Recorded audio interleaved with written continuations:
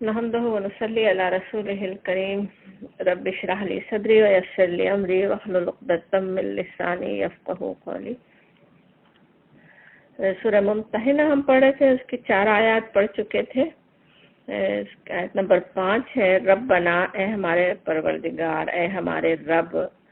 لا نہیں، تجعلنا بنا ہم کو، فتنۃ للذین کفروا، فتنہ ہے آزمائش ان لوگوں کے لیے جو کافر ہیں، وغفر لنا اور ہمیں بخش دے، ربنا اے ہمارے پروردگار، انکا بے شک تو انت العزیز الحکیم، تو ہی غالب اور حکمت والا ہے۔ سورہ ممتحنہ کی جو پچھلی آیت نمبر 4 جہاں پہ ہم نے پچھلی دفعہ بات ختم کی تھی،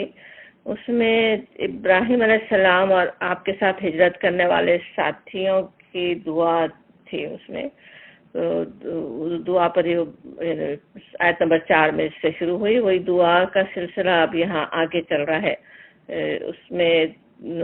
وہ دعا تھی کہ ربنا علیک توکلنا، اے پروردگار ہم آپ پر ہی ہم نے بھروسہ کیا، وَإِلَيْكَ أَنَبْنَا ہم آپ ہی کی طرف رجوع کرتے ہیں، وَإِلَيْكَ الْمَصِيرُ اور آپ ہی کی طرف ہمیں لوٹ کر جانا ہے، آپ ہی کی طرف پلٹنا ہے۔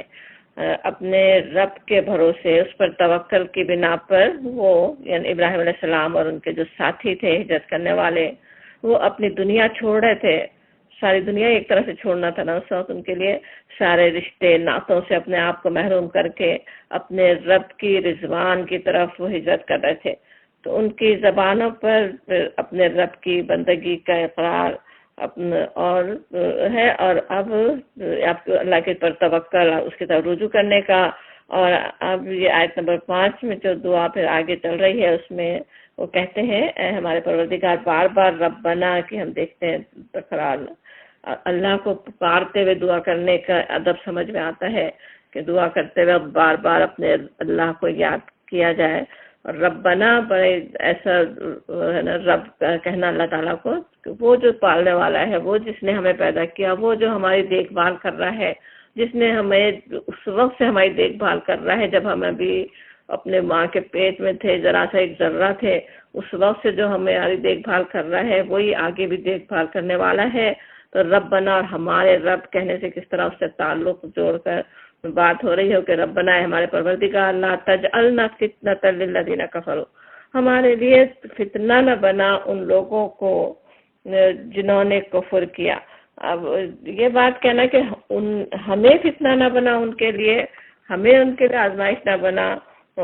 حالانکہ ویسے ایسا لگتا ہے کہ ہم دعا کریں کہ ہمارے لیے آزمائش نہ ہو، لیکن اس کا بھی اصل میں مفہوم وہی ہے۔ بالکل اسی طرح کی دعا سورہ یونس میں بھی آتی ہے، موسیٰ علیہ السلام کے قوم کے اہل ایمان کی دعا وہاں پہ آتی ہے کہ وہ وہاں پہ کہا گیا فقالو، انہوں نے کہا علی اللہ توکلنا، اسی طرح جیسے یہاں پہ توکل کی پہلے بات ہے،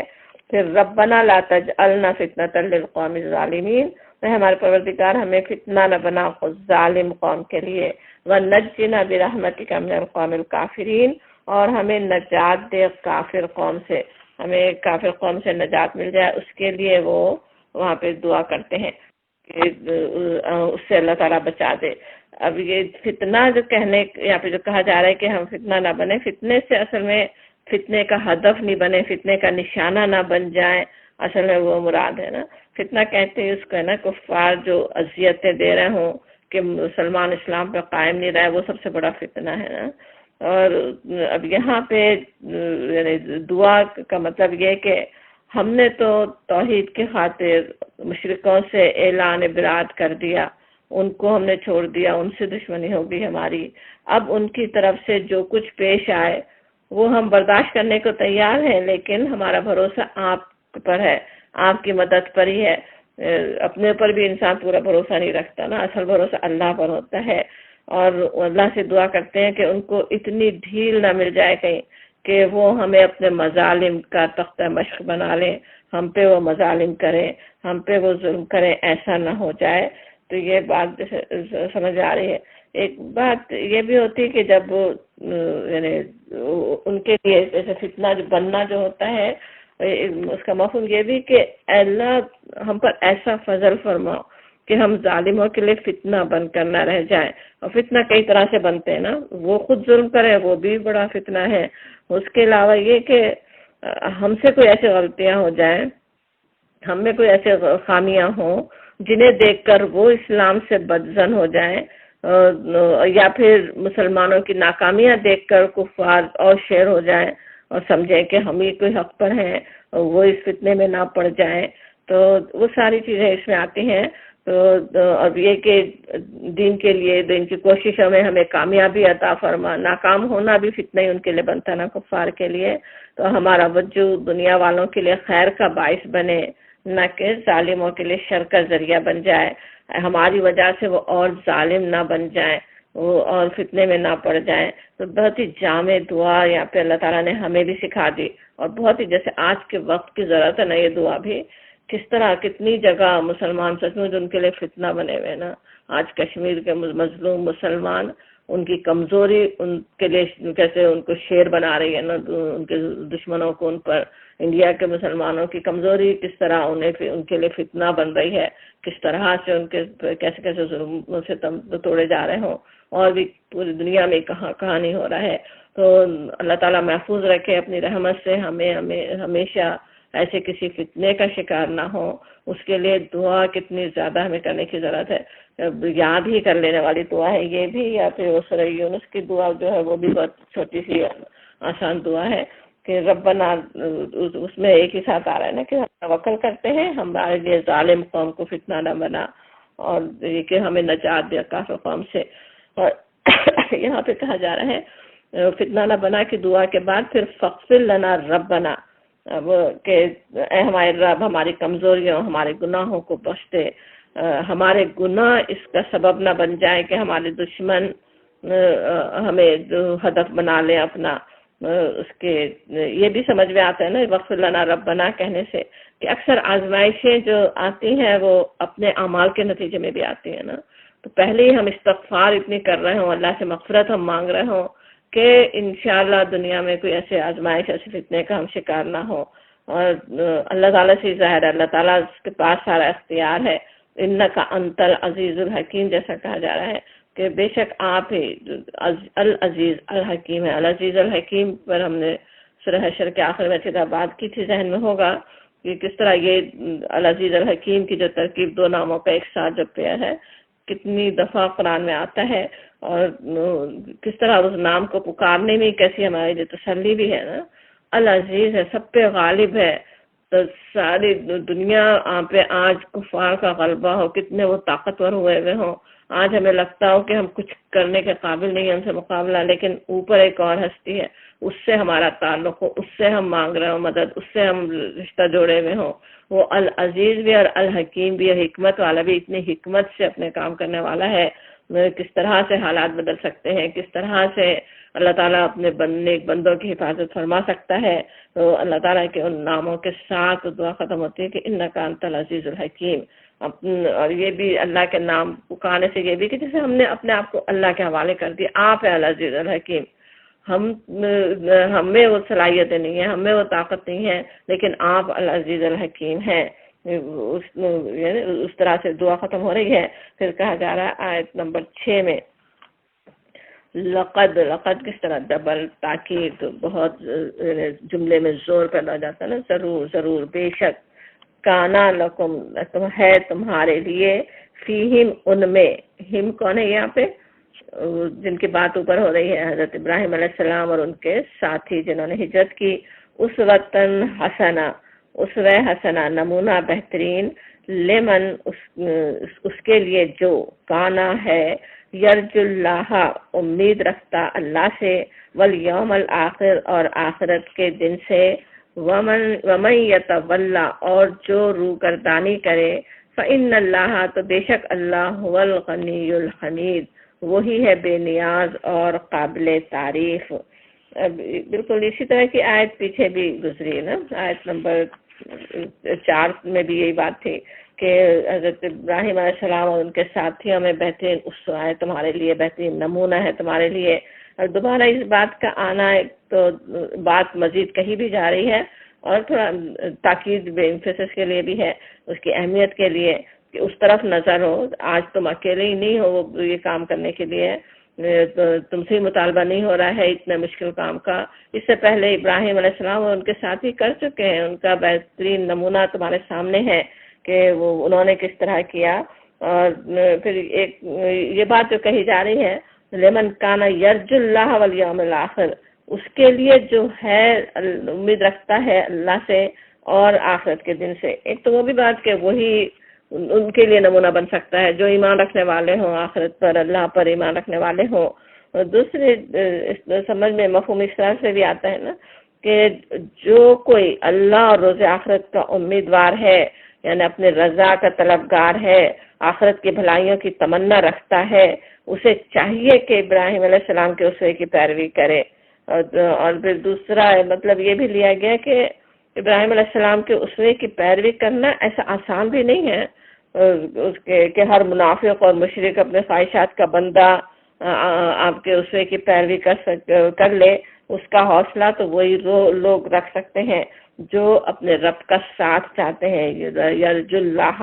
اللہ سے امید رکھنے والے ہیں، آخرت کا بھی یقین رکھتے ہیں. اپنے گھر بار، اپنے خاندان، جائیداد، کاروبار، وطن اللہ کی خاطر چھوڑنے پر تیار ہو جانا صرف انہی کے لیے ممکن ہے نا جن پر کا پورا بھروسہ اور توکل اللہ کی نصرت اور اس کی مدد پر ہو. اس کے جو دنیا والوں، دنیا کے اسباب پر بھروسہ کرنے والے نہیں ہوں، اگر سنیں اسی پر بھروسہ ہو،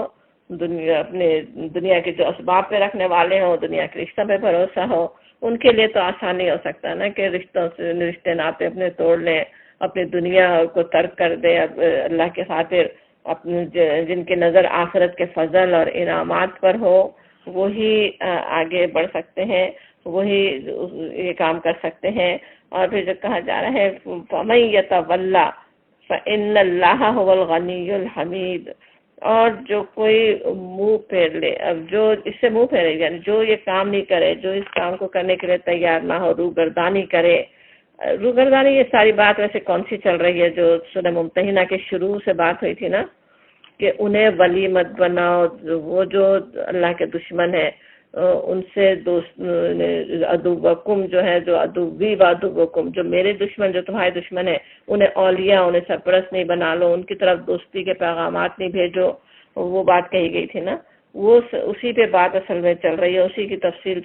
سمجھائی جا رہی ہے کہ وہ جو منہ پھیرے یا تولا سے پھر وہی بات کہ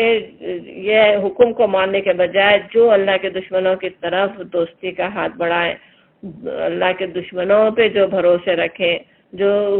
ان کے ساتھ دوستی کی پینگیں بڑھائیں، ان کے لیے پھر کیسی بے نیاز، اللہ تعالیٰ تو بے نیاز ہے، اللہ کو ان کی پرواہ ہی نہیں ہے. فَإِنَّ اللَّهَ هُوَ الْغَنِيُّ الْحَمِيدُ، بے شک اللہ ہے، وہی ہے الغنی ہے، بے نیاز ہے اللہ تعالیٰ، اور الحمید ہے، خود آپ ہی اللہ تعالیٰ اپنے آپ ہی تعریف کے قابل ہے، وہ خود ہی محمود ہے اپنی ذات میں. اللہ تعالیٰ کوئی اس کو مانے یا نہ مانے، اس کے کیا اللہ کے حکم پہ اللہ کے بندوں کا عمل کرنا ان کے اپنے فائدے کے لیے ہے نا. اگر وہ نہیں کرتے تو اللہ کو تو کوئی پرواہ نہیں ہے. اللہ تعالیٰ تو اپنے آپ ہی اپنی ذات میں خود حمید ہے. اس کے اگر اس کی ابراہیم علیہ السلام ان کے ساتھیوں کی پیروی اس کی تم نہیں کرتے تو اللہ کو بھی تمہاری کوئی پرواہ نہیں ہے. یہ بات یعنی صاف صاف بتا دی جا رہی ہے. بالکل یعنی سمجھ میں آتا ہے کہ اگر اس حکم کی پرواہ نہ کرے انسان، اس سے منہ پھیرے، تو کس طرح اللہ تعالیٰ بھی ان سے بے پرواہ ہے. وہ جیسے اللہ تعالیٰ سے تعلق ٹوٹ گیا ہو. اصل اللہ ہو ممکن ہے. اب یہ کام جو کہا جا رہا تھا انہیں کرنے کے لیے وہ اتنا آسان بھی نہیں تھا نا، اگرچہ کہ صحابہ کرام یعنی بہت سارے اللہ کے نیک بندے وہ کام کر ہی رہے تھے، اس کے رشتے توڑے ہوئے تھے، ہجرت کر کے آ گئے تھے اپنے وطن سے، لیکن یعنی جو مشکل کام تھا اس کے لیے اب یہاں آگے تسلی جیسے دی جا رہی ہے. اصل اللہ، اصل کہنا کیسے، شاید یا یہ کہ ممکن ہے، قریب ہے، ہو سکتا ہے کہ اللہ یجعل، یہ کہ پیدا کر دے، بنا دے، بینکم تمہارے درمیان، و بین الذین اور ان لوگوں کے درمیان جنہوں نے آدیتم ان لوگوں سے جو تم دشمنی رکھتے ہو، منہم ان سے، مودہ کہیں تو دوستی، اس کا پچھلی دفعہ ویسے ہم اس لفظ کو سمجھ رہے تھے ودہ کے کیا معنی ہے، دار محبت تعلق کے لیے آتا ہے، تو اس سے زیادہ محبت سے زیادہ عام لفظ ہے مودہ، کہ وہ دوستی رکھتے ہیں، محبت رکھتے ہیں۔ تو یہاں پہ کہا جا رہا ہے کہ کس طرح وہ آج دشمن بنے ہوئے ہیں تمہارے، لیکن یہ کہ کل یہ ہو سکتا ہے کہ وہ ایمان لے آئیں، وہ تمہارے دوست ہی بن جائیں۔ اور یہ آیات جیسے سورہ ممتحنہ کا یاد ہوگا، ہم نے زمان نزول سمجھا تھا، فتح مکہ سے تھوڑا سا پہلے ہی نازل ہوئی تھی، اور اس وقت تو کیسی دشمنی چلی ہوئی تھی، کیسے تعلقات کوئی اچھے نہیں تھے، نہ مکے اور مدینے کے، مدینے جو ہجرت کر کے آئے ہیں انہیں کے شرح مکے میں رہتے ہیں، اور وہ آپس میں کوئی ان کے تعلقات کے صحیح ہونے کی کوئی صورت سامنے نظر نہیں آ رہی تھی۔ لیکن یہاں پہ جو پیشن گوئی جس طرح کی گئی، اور وہ کس طرح سے پوری بھی ہو جاتی ہے تھوڑے ہی عرصے میں، وہ یعنی اللہ دیکھ لیا انسانوں نے کہ کس طرح سے وہ ہو گئے، مسلمان ہو گئے، اللہ تعالیٰ نے انہیں ایمان کی نعمت بخش دی، اور وہ یعنی ان کو بلکہ کس طرح سے فوج در فوج جیسے داخل ہو رہے تھے نا اس میں اسلام میں، جیسے وہاں کہا جاتا سورہ نصر میں وَرَأَيْتَ النَّاسَ يَدْخُلُونَ فِي دِينِ اللَّهِ أَفْوَاجًا کا منظر جیسے سب کو نظر آ گیا کہ وہ داخل ہو رہے تھے، وہ سب اس میں اسلام میں داخل ہو گئے۔ یہاں پہ کیسی بتایا جا رہا ہے کہ کس طرح سے یہ ہو بھی سکتا ہے نا۔ آج تم وہ کام نہیں کرو اپنے، یعنی یہ بھی بات اصل میں ہے کہ وہ بن جائیں گے، دوست بن جائیں گے، وہ جو ان میں محبت آپس میں پیدا ہو جائے گی، انہیں ایمان کی توفیق ہو جائے گی۔ وہ ایمان کی توفیق اصل میں اسی وقت ہو سکتی تھی نا جب مسلمان مضبوط ہو، مسلمان اپنے دین پر قائم رہیں، مسلمان ایمان پر استقامت اپنی دکھائیں۔ سوچیں ہجرت کر کے آنے کے بعد بھی اگر مسلمان اس طرح کا ان کی طرف کفار کی طرف دوستی کا اگر ہاتھ بڑھاتے رہتے تو ایسے محسوس ہوتا نا جیسے ہجرت کر کے پچھتا رہے ہوں، تو پھر وہ کیا کفار کے لیے نمونہ بن سکتے تھے کہ کوئی ان کا دین سچا ہے، یا اس دین کو ہمیں بھی اختیار کرنا چاہیے۔ جب مسلمان اس طرح سے ہوں اپنے دین پر بالکل قائم رہیں تو، اور خود اپنے دین کے بارے میں جیسے شرمندہ نہ ہو، اپالوجیٹک نہ ہو، دین کے احکامات پر عمل کرنے میں خود ہی شرمندگی محسوس نہ کر رہے ہوں، تبھی تو کفار بھی ان کی طرف راغب ہو سکتے ہیں، تبھی وہ سمجھ سکتے ہیں کہ اچھا یہ کوئی سچے دین پر چل رہے ہیں جسے وہ چھوڑنے کے لیے تیار نہیں ہے نا۔ تو تبھی ان کے وہ ایمان لے آئیں گے۔ وہ بھی اشارہ ہو رہا ہے ان آیات میں کہ اگر تم اس کے صحیح ایمان پر قائم رہے استقامت سے تو دشمنیاں دور ہو جائیں گی، اللہ تعالیٰ انہیں ہدایت دے دے گا، ان کو تمہارے قریب لے آئے گا۔ وہ بات جیسے بتائی جا رہی ہے،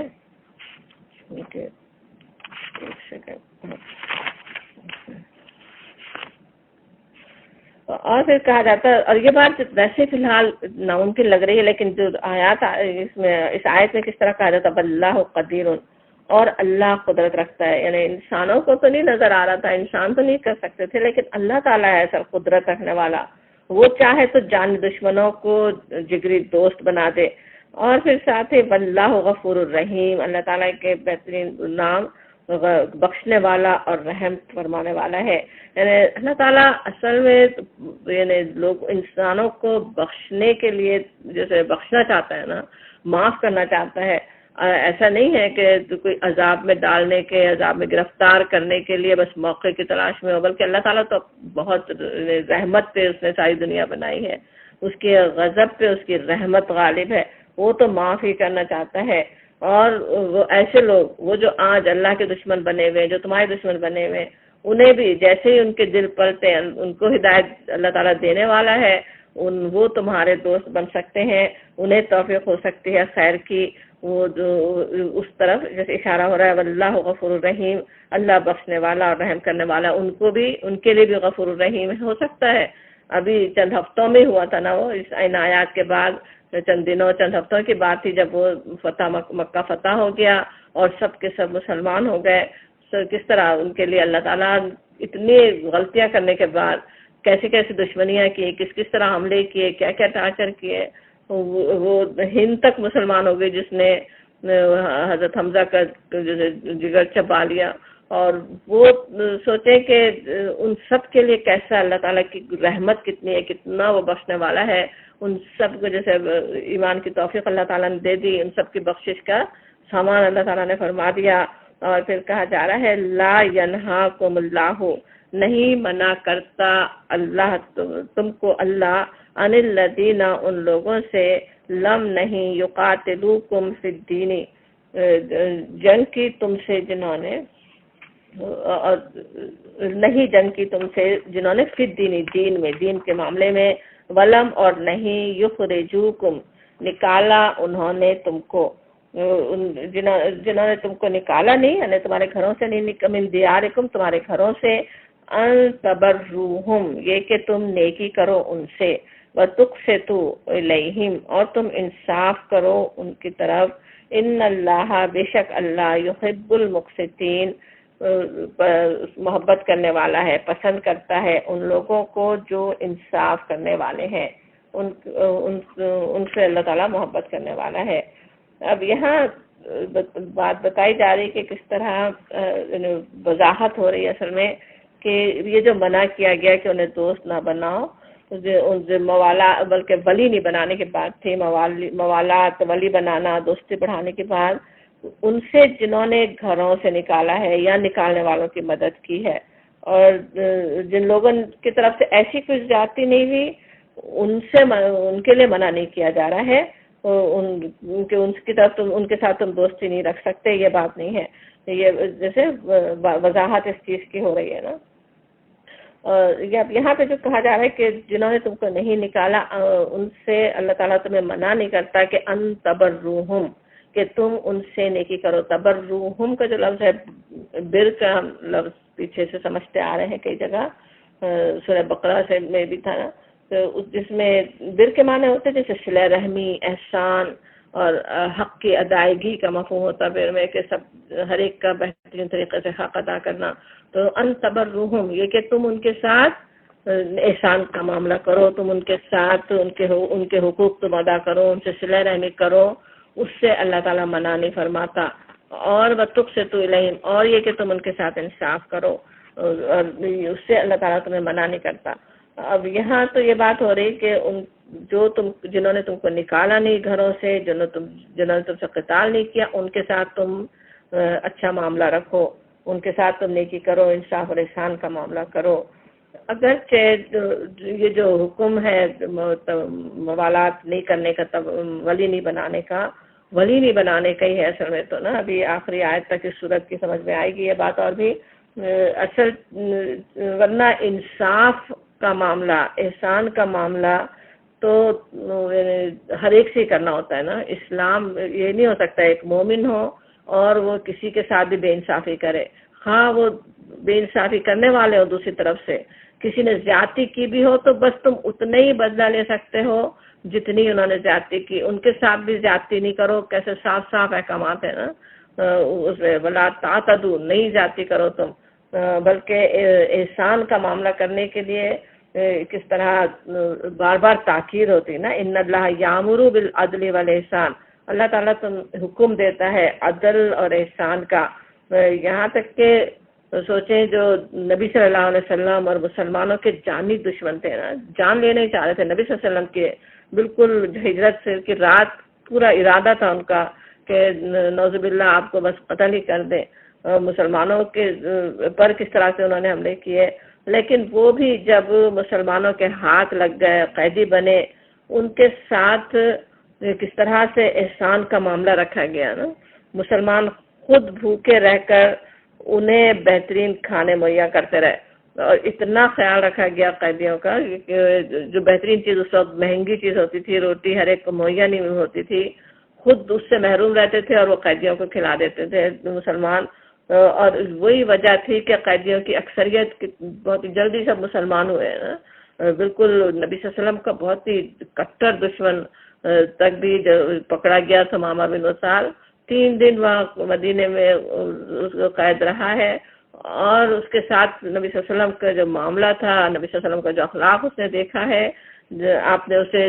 آزاد بھی کر دیا بغیر کسی کچھ سزا دیے، اور جیسے ہی آزاد کیا گیا فوراً پلٹ کر آیا، فوراً مسلمان ہو گیا۔ تو مسلمانوں کو تو ہر ایک کے ساتھ ہی عدل اور احسان کا یعنی معاملہ کرنا ہی کرنا ہوتا ہے نا۔ قیدیوں کے لیے جیسے سورہ محمد میں بھی کہا گیا وَإِمَّا مَنًّا بَعْدُ وَإِمَّا فِدَانٍ، اس کے بعد تم خواہ احسان کا معاملہ کرو یا فدیے کا۔ احسان کا معاملہ کر سکتے ہو قیدیوں سے جو خود حملہ کر رہے تھے، جو خود لڑنے آئے تھے، جو ایسے دشمن جان کے، ان کے ساتھ بھی احسان کا معاملہ، احسان صرف انصاف بھی نہیں، احسان کا معاملہ کرنے کے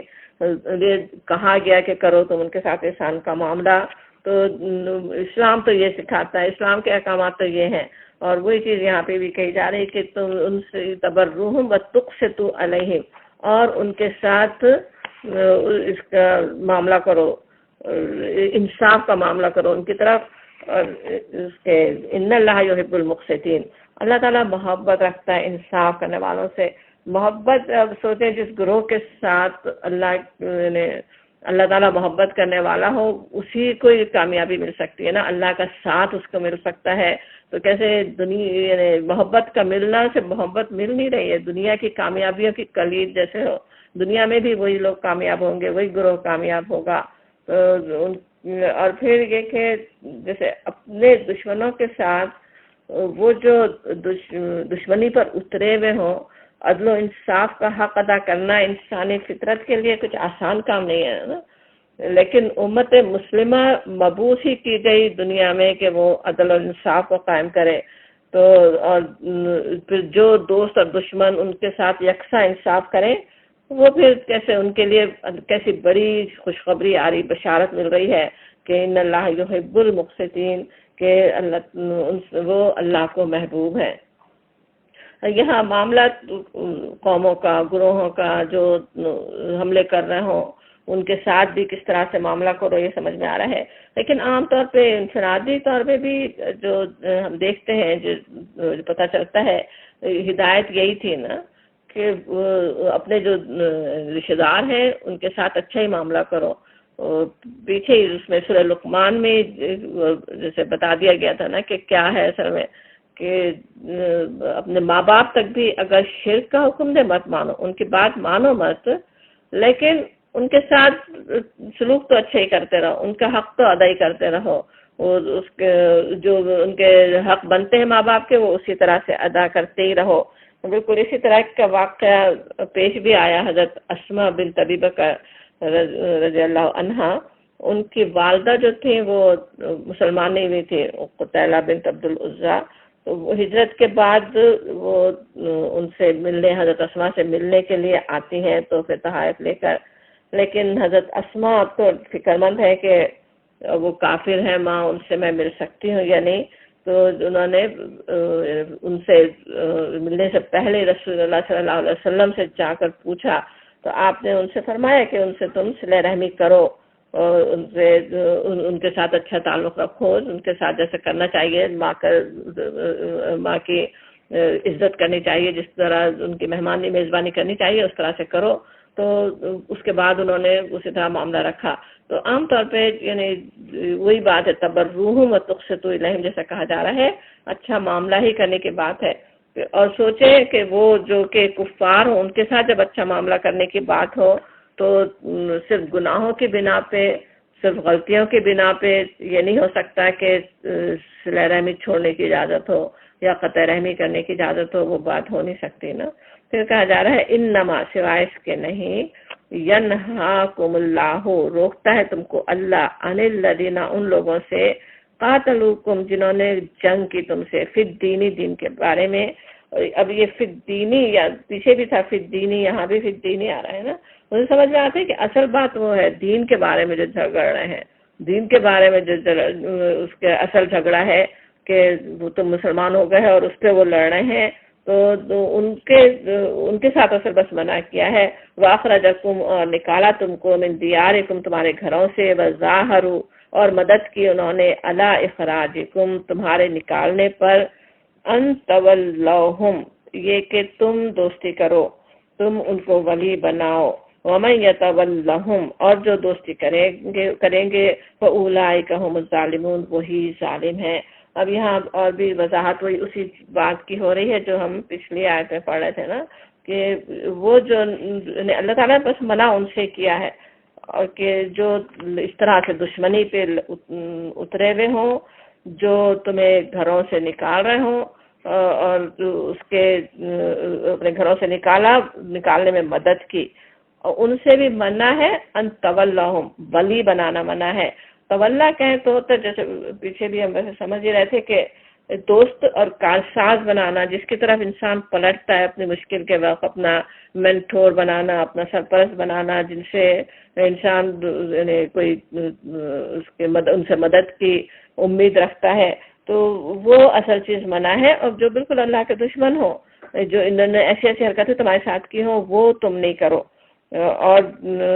ورنہ یہ کہ اس سے ان نماز سے بعد سے شروع ہو رہی نا، سوائے اس کے نہیں، بس وہ چیز منع ہے. اور جس طرح پچھلی آیت میں سمجھ رہے تھے کہ نیکی جو کرنا ہے وہ اصل میں یہ نہیں ہے کہ جب مومن کو جو نیکیاں کرتا ہے وہ دوسرے شخص کے رویے کی بنا پہ نہیں ہوتا نا، کہ دوسرے شخص کا رویہ کیسا ہے، وہ کیا ہے، وہ نیکی کرتا ہے یا نہیں. اگر کوئی شخص حاجت مند ہے تو اخلاقی فرض ہے کہ اس کی مدد ہی کریں نا. جس طرح سورہ دہر میں آتا ہے نا کہ لا نرید منکم جزاء ولا شکورا، کہ وہ کھلاتے ہیں قیدی کو اور مسکین کو، ہر سائل کو، لیکن صاف صاف یہ کہ کوئی جزا شکر نہیں چاہتے، ان سے کوئی بدلہ نہیں چاہتے.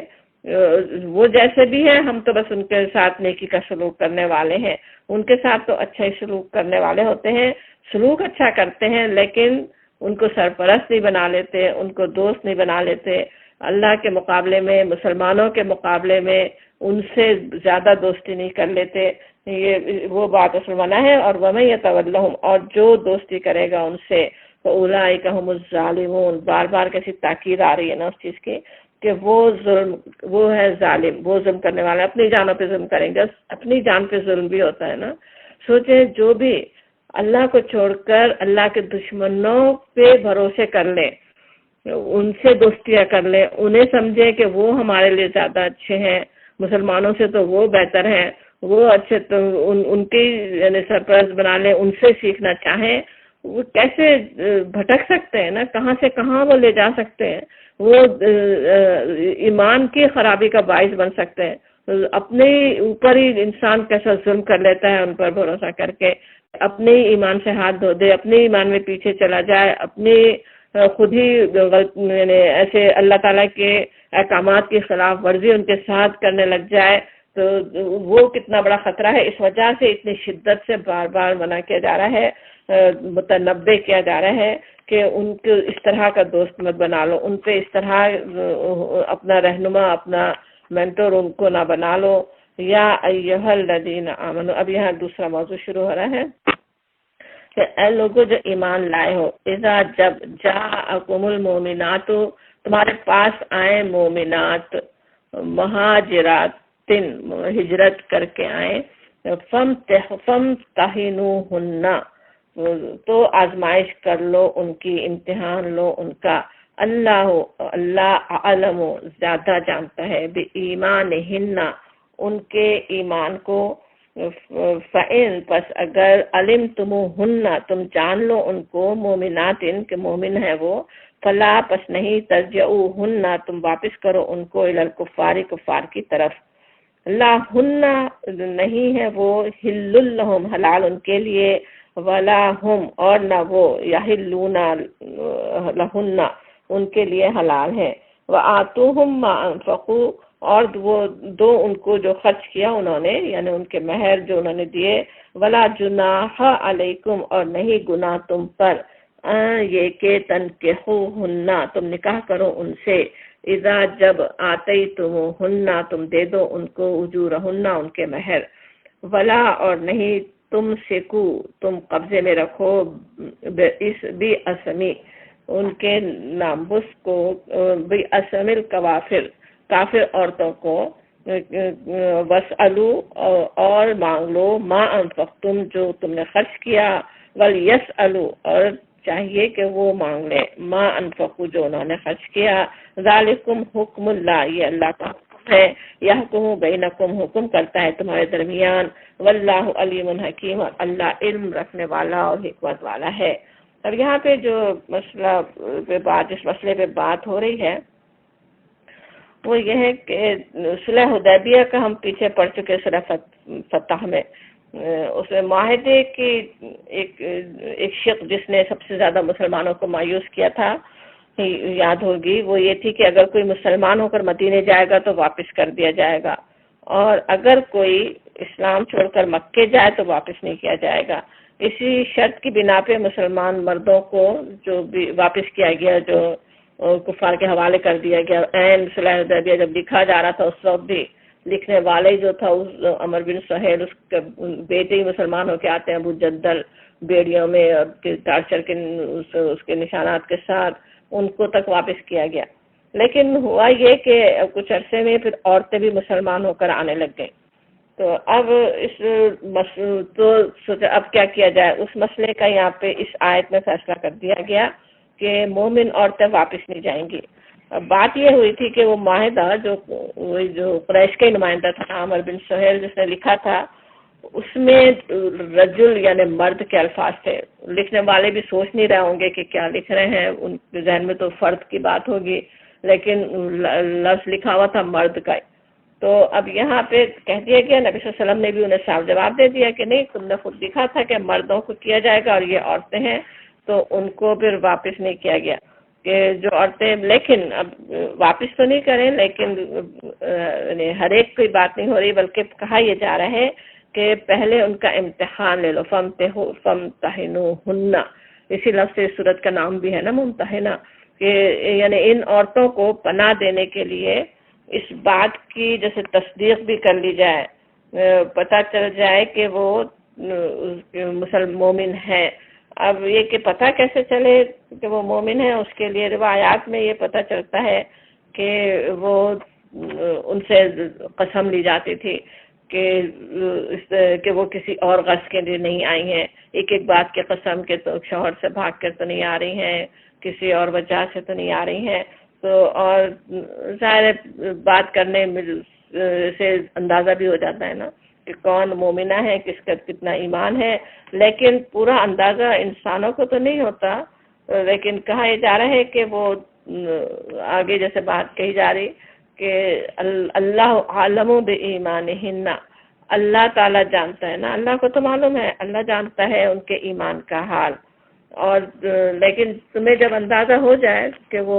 مومن ہے تو انہیں کفار کی طرف واپس نہیں بھیجو۔ اور ایک جو فیصلہ یہاں پہ کر دیا گیا ہے کہ وہ ان کفار کے لیے حلال ہے نہ کفار ان کے لیے حلال۔ اب جب دارالکفر سے مسلمان ہو کر عورت آ گئی، اب وہ چاہے شادی شدہ ہے لیکن وہ ختم ہو گئی اس کی شادی، وہ نکاح اس کا ختم ہو گیا، جیسے اب وہ حلال نہیں رہی ان کے لیے، نہ وہ ان کے لیے حلال نہ کفار مرد ان کے لیے حلال، وہ صاف فیصلہ کر دیا گیا۔ تو مشرک سے جیسے شادی ہو سکتی ہے، یا پہلے مشرک تھے اور اب مسلمان ہو گئی بیوی تو رشتہ ختم ہو گیا، وہ رہ نہیں سکتا وہ رشتہ، نہ مرد کا نہ عورت کا اصل میں تو۔ لیکن کس طرح سمجھ میں آتا ہے جو آگے پوری تفصیل سے وہ احکامات دیے جا رہے ہیں، اسلام کا کیسا وہ انصاف کا قسط کا مذہب ہے۔ اب حالانکہ ان مسلمان ہو کر آئی ہیں، اب انہوں نے مردوں نے کبھی ان کے شوہروں نے جو مہر دیے تھے وہ بھی واپس کر دو، یعنی ذرا اتنا سا بھی حق نہیں مارا جائے گا ان کو، حالانکہ وہ کفار ہیں، وہ جو کیا کہ ان کے جرائم کی فہرست ہے، لیکن ان کو تو دے دو، ان کے مہر ان کے واپس کر دو، اور اس کے بعد تمہیں اجازت ہے، اور یہ نہیں کہ جو تم ان کے مہر واپس کر رہے ہو لیکن پھر بھی مہر دو دوبارہ ان سے شادی کرنے کے لیے، وہ عورتیں جو ہجرت کر کے آئی ہیں ان سے شادی تم کر سکتے ہو جب تم ان کو مہر ادا کر دو۔ اور پھر یہ بھی ہدایت ہو گئی کہ اب کافر عورتوں کو بھی اپنے نکاح میں نہیں روکو، جو اگر کوئی یہاں پہ ہجرت کر کے ساتھ آ بھی گئی ہیں اب انہیں واپس کر دیا جائے اور وہ چلی جائیں، اب وہ ان کے رشتے ختم، وہ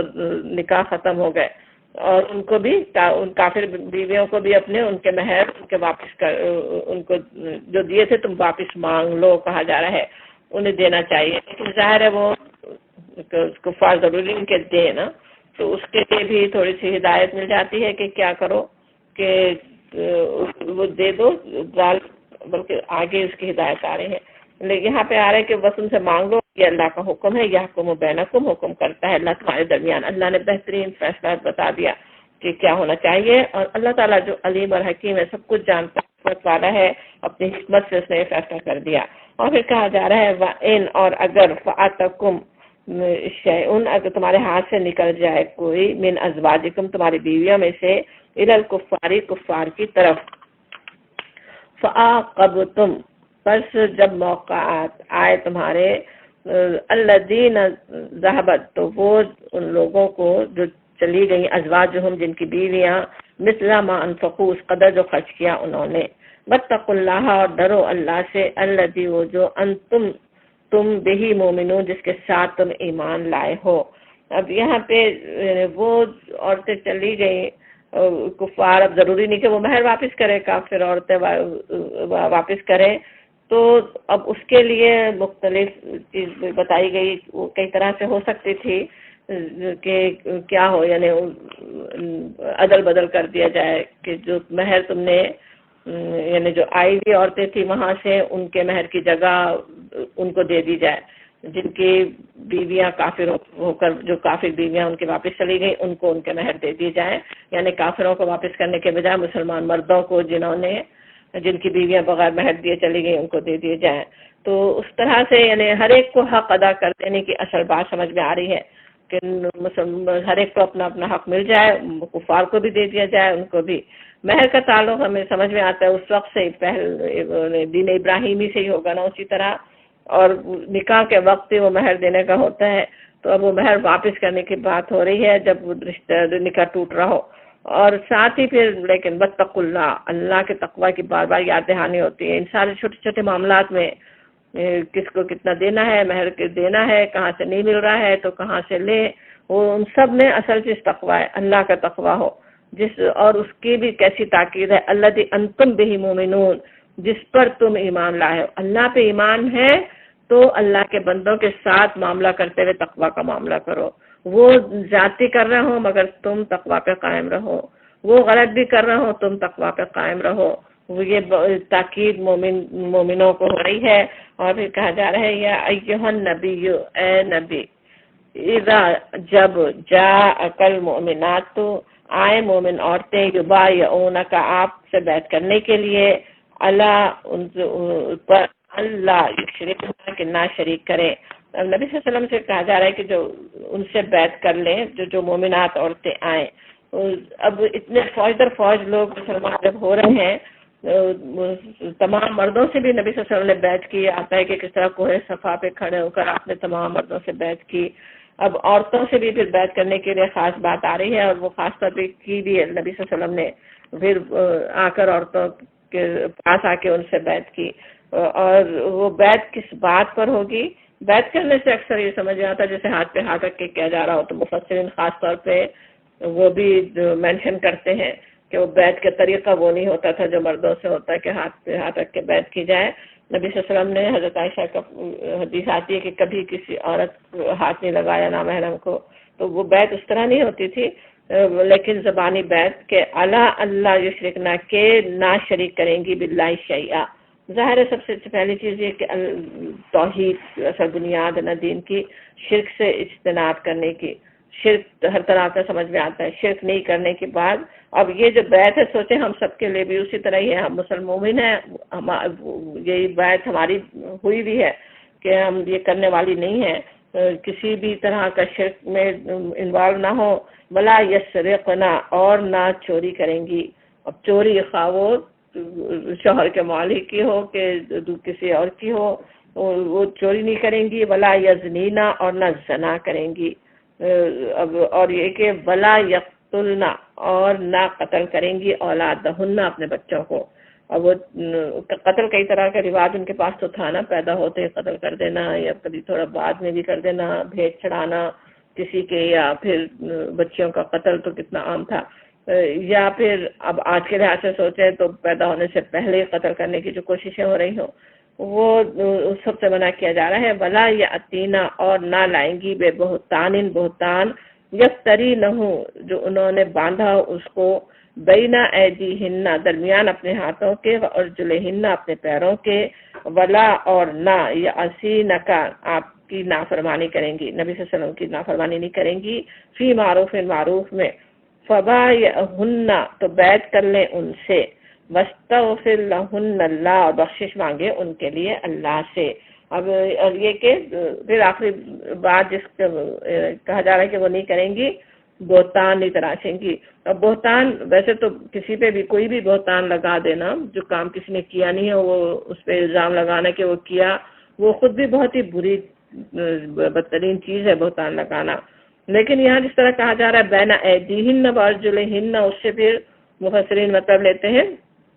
اس طرح کی چیزوں کا، یعنی سیکسل ہراسمنٹ وغیرہ کی طرح کے بہتان جس طرح کے ہونا، تو اس کا کوئی بہتان وہ نہیں لگائیں گی۔ اب یہ پتہ ہے کہ کتنا معاشرے میں کتنی یعنی برائی پھیلانے والی چیزیں ہوتی ہیں نا، سوچیں کسی پر غلط بہتان لگا دیا جائے، کوئی عورت ہی کسی مرد پہ بس لگا دے، کیسے اس کی تو پوری کیریئر برباد ہو، کس طرح سے وہ دنیا میں بدنام ہو، کیا اس کے یعنی عزت ہی نہ باقی رہے نا۔ اور بالکل اگر کوئی سوچے غلط بہتان کسی پہ لگا دیا گیا ہو تو اس سے کہا جا رہا ہے کہ وہ اس سے پرہیز کریں گی، وہ نہیں کرنے والی ہوں گی، اور یہ کہ نہیں نافرمانی کریں گی نبی صلی اللہ علیہ وسلم کی۔ اب یہاں پہ ہم دیکھتے ہیں کہ جو بیعت ہو رہی ہے وہ ساری اس کی منکرات جو ہے نا، جو چیزیں بری ہیں ان کی بیعت ہے، نہیں ہے اس میں کہ ان منکرات سے وہ بچنے والی ہیں۔ اور یہ بات یہ نہیں ہو رہی کہ وہ نماز پڑھیں گی، زکوٰۃ دیں گی، روزے حج کریں گی، عدل اور احسان کریں گی، اس چیز کو جو ہے اس میں سمجھ دیا گیا، ولا یاسین کافی معروف، معروف میں آپ کی نافرمانی نہیں کریں گی۔ جو بھی آپ حکم دے رہے ہیں، نماز روزے کا، حج زکوٰۃ کا، عدل کا، انصاف کا، ان سب میں وہ آپ کی نافرمانی نہیں کریں گی،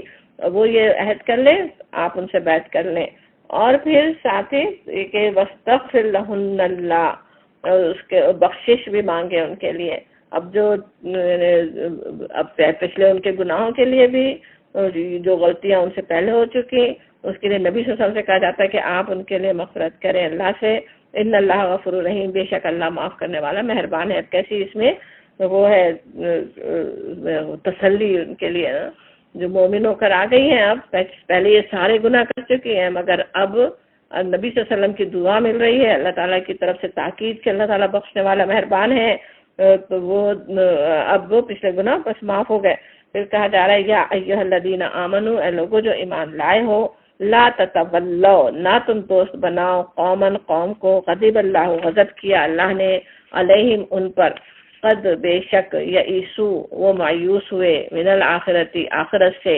کما جس طرح یئس الکفار مایوس ہوئے کفار، من اصحاب القبور قبر والوں سے۔ اب یہاں پہ یہ آیت دیکھیں، وہ سورہ ممتحنہ کی آخری آیت ہے نا یہ، اب بالکل اس میں اسی مضمون کی یاد دہانی ہو رہی ہے جس سے سورت شروع ہوئی تھی۔ پہلی آیت تھی کیا تھی؟ یا ایھا الذین آمنو، اسی طرح سے تھی لا تتخذوا، نہیں بناؤ تم، عدوی و عدوکم اولیاء، میرے اور اپنے دشمنوں کو اولیاء نہیں بناؤ۔ اب یہاں پہ بات دوسری طرف سے ہو رہی نا کہ اے لوگوں جو ایمان لائے ہو، مت ان کو تتولوا، یہاں بھی وہی بات ہے، ان لوگوں کو جن پر غضب ہوا اللہ کا، جو مایوس ہے آخرت سے۔ اب یعنی جیسے ان کی ایک تو اس کے آخرت کا اقرار خود زبان سے نہیں کرتے، اور بالکل سوچتے ہی نہیں اس کے بارے میں، انہیں کوئی ہے ہی نہیں کہ آخرت کچھ ہے بھی، اس سے وہ بالکل مایوس ہے۔ یعنی اتنے انہوں نے ظلم کیے ہیں، اتنی انہوں نے زیادتیاں کی ہیں، اب آخرت کے لیے ان کی کوئی امید ہو نہیں سکتی۔ ایسے لوگوں سے تم کیسے دوستی کا، ان کو کیسے تم اپنا ولی بنا سکتے ہو؟ دوبارہ سے تاکید ہو رہی، مت بناؤ ان کو اپنا ولی، وہ تو اللہ کے، وہ تو مغضوب ہیں، وہ تو ان پر تو اللہ کا غضب ہوا ہوا ہے۔ اس کے غضب ہوا ہے کہیں تو ویسے یہودیوں کی طرف